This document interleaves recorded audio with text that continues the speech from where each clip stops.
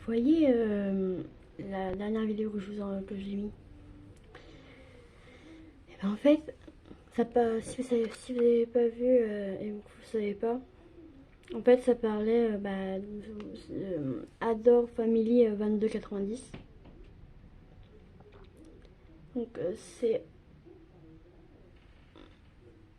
elle. Attendez, regardez. Et en fait, ça parlait, genre, elle a eu un papier dans la boîte aux lettres. Et elle s'est dit, parce qu'apparemment c'était genre un abonné, je sais pas si c'était peut-être un abonné. Et, et après, elle a pris la route, elle a pris Dylan et Théo. Donc, son fils et un ami à elle, je crois. Et après, ils sont au rendez-vous à l'endroit, ça veut dire là où sur le papier c'était marqué rejoins-moi au cimetière. Parce qu'en fait, il était pas loin, apparemment. Et du coup, après, ils sont allés voir. Du coup, ils ont passé la porte, ils ont vu que c'était ouvert. Ils sont rentrés. Et après, elle a, bah, la dame, je veux dire, parce que je connais pas son prénom. Et elle avait filmé d'un côté Dylan. Et après, dès qu'elle est revenue sur Théo, il était plus là. Et après, il avait peur et tout. Et je sais pas. En tout cas, faites très attention. On ne sait jamais ce qu'il y a dans cette boîte aux lettres. Dans vos boîtes aux lettres. Si vous voyez cette vidéo, faites gaffe. D'accord? Croyez-moi, je ne dis pas des bêtises. Croyez-moi sur parole. Ensuite, ils ont cherché Théo. Au bout d'un moment, ils ont dit arrête Théo, c'est pas drôle. Et Dylan lui a dit arrête, c'est pas drôle. Et après, au bout d'un moment, ils ont entendu quelqu'un toquer, genre sur une tombe comme ça. Et après, ils ont couru là et ils avaient super peur. En particulier la dame, mais pas Dylan. Et je sais pas si elle avait mis son prénom quelque part.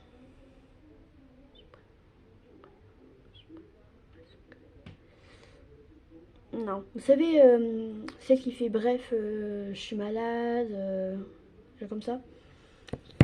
Et sinon, après, je vous passe la vidéo. Voilà. Oh, attendez. De fou, je suis allée à la boîte aux lettres pour prendre le courrier. De là, j'ai vu que quelqu'un est venu déposer un mot directement dans ma boîte aux lettres. Et je peux vous dire que quand j'ai découvert le mot, j'ai eu froid dans le dos. J'ai essayé de comprendre de qui ça pouvait venir, peut-être que c'était une blague. La personne me faisait comprendre que ma famille était en danger, alors j'ai pas réfléchi, j'y suis allée. Je suis pas totalement folle, j'ai quand même été à ce rendez-vous, mais en étant accompagnée. Quand on est arrivé, la porte du cimetière était déjà ouverte. On savait pas du tout quoi ni qui chercher. À un moment, on a failli tomber dans une fosse commune qui était ouverte, alors on l'a refermée. On s'est dit qu'on allait faire le tour du cimetière, l'ambiance était trop glauque, j'avais peur. Je vous promets que tout le long, on se sentait observé. À un moment, on a entendu un gros craquement derrière nous. Hier matin, il s'est passé... On a entendu un gros craquement derrière nous. On est tombé sur une deuxième entrée du cimetière et on a vu quelque chose de trop bizarre. D'ailleurs, si vous savez ce que c'est, n'hésitez pas. On est retourné à l'intérieur. Quand on est arrivé vers les tombes les plus anciennes, les gars étaient devant, on avançait tranquille et à un moment, j'ai tourné la caméra vers Dylan et en revenant, il y avait plus Théo. J'ai direct pensé qu'il me faisait une blague, alors forcément, je l'ai cherché avec Dylan. On a regardé dans toutes les allées du cimetière, mais on n'a rien vu. Derrière les tombes, il y avait personne. Et là, on a entendu un gros... On a regardé dans toutes les allées du cimetière, mais on n'a rien vu. Derrière les tombes, il y avait personne. Et là, regardez bien ce qui va se passer. Théo, reviens, s'il te plaît, c'est pas drôle. Théo! Dylan, cours, Dylan! Dépêche-toi, Dylan! Dylan, l'autre côté, dépêche-toi! On a regardé dans toutes les... Après que la première porte du cimetière se soit refermée devant nous, on s'est dirigé vers la deuxième porte. Celle-ci était ouverte par chance, du coup on s'est dirigé vers la voiture. Aussi vite qu'on a pu. Dans la panique, on n'a pas du tout pensé à Théo. On voulait juste une chose, c'était fuir très loin de ce cimetière. Démarre. Vas-y, accélère, dépêche-toi! On a pris la route pour rentrer à la maison. On comprenait pas du tout ce qui nous arrivait, ni pourquoi ça nous arrivait. Tout à coup, il nous arrivait un truc de fou. C'est Théo! Après que la première porte du cimetière se soit... C'est Théo! le chercher. Pourquoi il bouge pas? Je sais pas. Théo, qui avait disparu au cimetière, se retrouvait tout d'un coup juste devant la voiture, au milieu d'une route. Théo, ça va? Par contre, là, il avait Je les sais yeux pas du rouges. tout pourquoi il réagissait pas. Il tenait une boîte dans sa main que j'ai jamais vue de ma vie. Le mot sur la boîte faisait clairement flipper. J'en avais plus que marre de cette soirée, je voulais que ça s'arrête. Pas venu là pour rien. Alors j'ai ouvert la boîte. Quelques minutes ou quelques heures plus tard, je ne sais plus, j'ai repris mes esprits. J'ai repris la caméra qui avait le flash car je ne voyais rien du tout. Et j'aurais jamais imaginé une telle chose. Dylan, c'était quoi? Dylan, t'es où? Théo! Putain, c'est dingue. Je comprenais plus rien de ce qui se passait. Dylan et Théo avaient disparu tous les deux. Je me retrouvais perdue, toute seule au milieu d'une forêt. Après que Dylan et Théo aient disparu, j'ai décidé de retourner à la voiture et regarder une nouvelle fois ce qu'il y avait dans cette boîte. Non sans peur, évidemment. Quand j'ai ouvert, j'ai vu une tête de poupée à moitié brûlée et un mot. Ça me disait de me rendre à la maison des bois. Je savais très bien où c'était. J'y suis allée sans plus tarder. Je savais pas ce qui m'attendait là-bas, mais c'était hors de question que je les abandonne. Je me suis garée assez loin de la maison. Je voulais pas qu'on entende que j'étais arrivée. J'ai pris la lampe torche et j'ai marché assez longtemps dans la forêt avant d'atteindre la maison. D'extérieur, j'avoue qu'elle faisait bien flipper. Quand je suis arrivée devant la porte d'entrée, elle était grande ouverte. Et là, j'ai sorti la fameuse phrase. Quelqu'un? Bien sûr, c'est logique, personne m'a répondu. Je suis rentrée dedans, à gauche, il y avait des grandes pièces, à droite, un escalier monté à l'étage. J'ai cherché en bas, Théo? Dylan, vous êtes là? mais rien, tout était vide. J'ai décidé de revenir sur mes pas. Quand je suis retournée vers la porte d'entrée, j'ai remarqué qu'elle était fermée. En regardant les escaliers de plus près, j'ai vu des traces de pas. J'ai pensé que les garçons devaient être en haut, alors je suis montée. Cette pièce me faisait horriblement peur, mais je me suis lancée. Après que Dylan et Théo aient disparu, j'ai décidé... Et là, c'est tout pour l'instant. Je vous tiendrai au courant. Parce qu'apparemment, par contre, là, quand j'ai regardé, là, ça m'a fait flipper, ça m'a fait de la peine pour eux quand même. Parce que...